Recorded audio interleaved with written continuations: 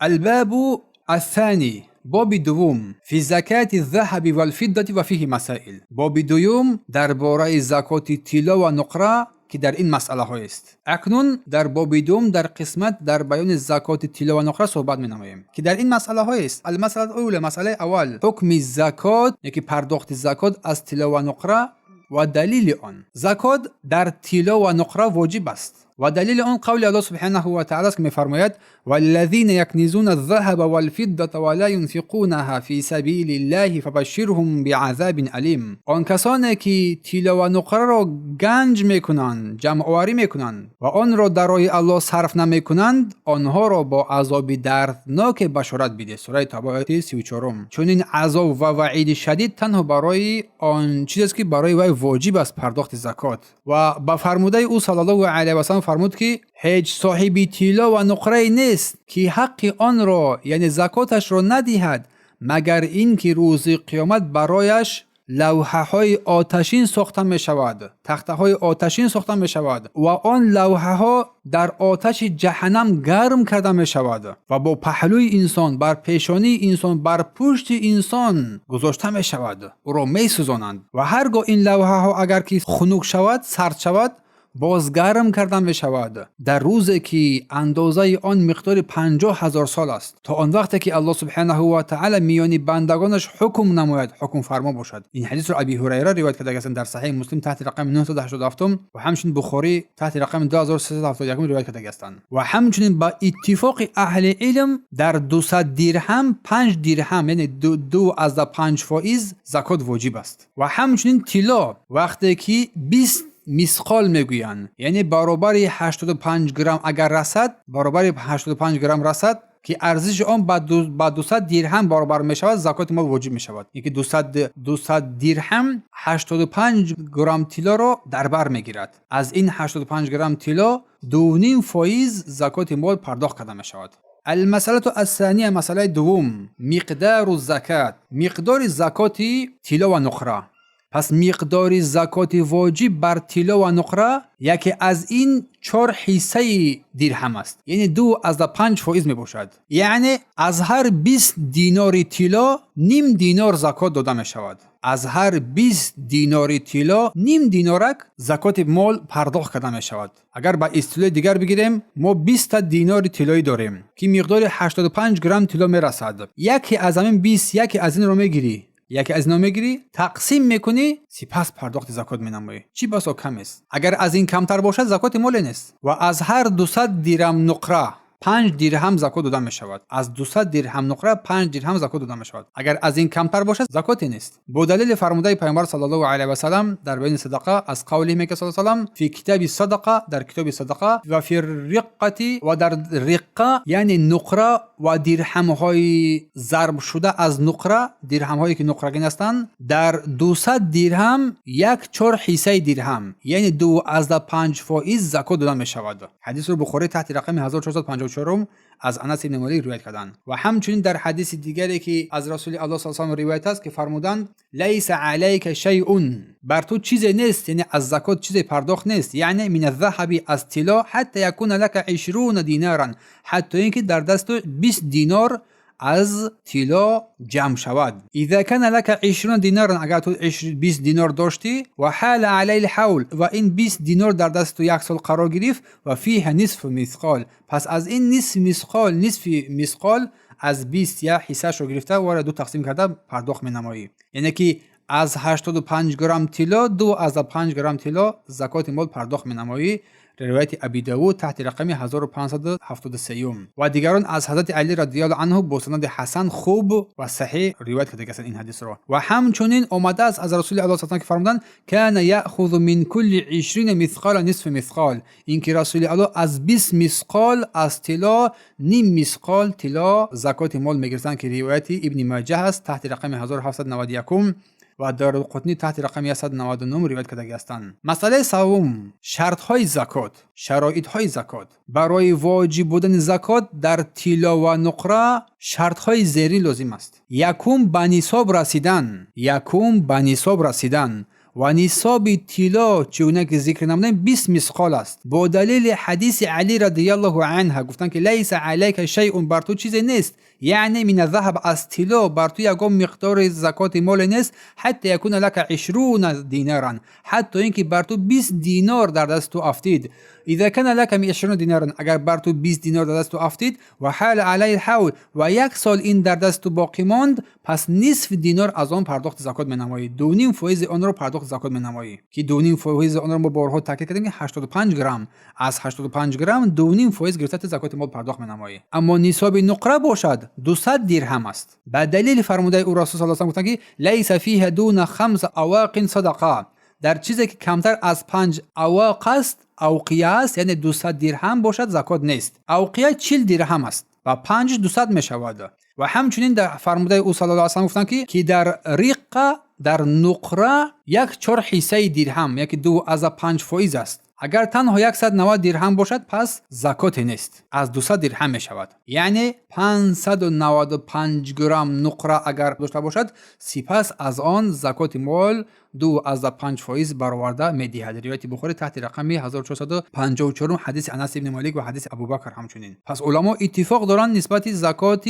نقره 5 اوقیه 200 درهم و نسبت طلا باشد 20 مثقال، که در شرح صحیح مسلم در مجلد 7 صفحه 48 ذکر شده است. یکم طلا و نقره. دوم دیگر شرط های عمومی که قبلا ذکر شد، اسلام، کافر نباشد، غلام نباشد، آزاد باشد، مالک همان مال باشد و همچنین گذشتن 1 سال حول میگویند همون مال در دستش باقی مانده باشد، که درباره اینها قبلا در موضوعات بالا ذکر نمودیم. مسئله چهارم، آیا گفتیم که از طلا و نقره برای پر کردن نصاب با همدیگر همراه کردن میشوند؟ مثلا انسان از طلا که 85 گرم طلا انسان زکات میدهد، از نقره 595 گرم میدهد، اما کم است، 80 ندارد، 70 دارد، یا که 70 گرم طلا دارد، 500 گرم نقره، اینها رو جمع کنید سپس زکات مال پرداخت کنید. آیا این درست است یا نه؟ قول صحیح و درست، طلا و نقره برای پر کردن نصاب با همدیگر همراه کردن نمیشوند، زیرا آنها از دو جنس مختلف هستند، از دو جنس گوناگون هستند، طلا علاهده و نقره علاهده. پس مثل شتر و گاو یا گوسپند و گندم و جو و غیر از اینها، و مقصد از این هر یکی از اینها علاهده باید پرداخت کرده شود. این با همچنین برای آسانی مردم است. بارک الله فیکم، الله خیرتون دهد. با همدیگر همراه نمیشوند. دلیل آن فرموده پیامبر صلی الله علیه و سلم است، گفته که لیس فیما دون 5 اواق صدقه، گفتن در چیزی که کمتر از 5 اوقیه یعنی 200 درهم باشد زکات نیست. از این کمتر باشد، از 595 گرم یا که 585 از 95 است، اگر زیاد کمتر شد برای زکات نیست. اگر بگوییم که طلا و نقره با همدیگر همراه میشوند، لازم میآید که در کمتر از 50 اوقیه، از 5 اوقیه نقره یعنی هم زکات واجب می شود اگر با طلا وی را پر کنیم. اما حدیث آن را نفرمود، بلکه بیان کرد که هر یک از اینها اگر از این مقدار معینی که هست کمتر باشد زکاتی نیست. پس اگر کسی که 10 دینار دارد، 10 دینار طلایی دارد، که 10 دینار طلایی تقریبا 40 گرم می شود، 42 گرم، 42 گرم می شود، و 100 درهم نقره تقریبا 250 گرم می شود، یا که 300 گرم می شود تقریبا. از اینا سپس هر دو اینا را جمع کرده زکات مال نمیدهیم، بلکه از هر دو اینا زکات مال نیست. همچنین برای آسانی این اومد است. مسئله پنجم، درباره زکات زیورها، این به خاص خواهران است، خواهران و مادران. زکات زیورها، حلی میگویند، همون هر زینت هایی که زنها دارند. در میان علما اختلافی نیست که زکات از زیوری که برای نگاهداری یا که اجرای زیبایی خود زن استفاده میبرد، پس از آن زکات مال است. در آن هم چیز زکاتی مال است، پرداخت کرده می شود. مثلا زن زیور دارد که با مقدار زکات رسیده است، هر سال اول باید زکات مال بدهد. بارک الله فیکم. و دلیل آن عمومیت نصوص شرعی، دلیل اینکه از زیورها نیز پرداخت زکات کرده می شود، داده می شود، از عمومیت نصوص های شریعت درباره پرداخت زکات مال، در بیان عمومیت اینکه از طلا و نقره زکات مال پرداخت کرده می شود، پرداخت کرده می شود.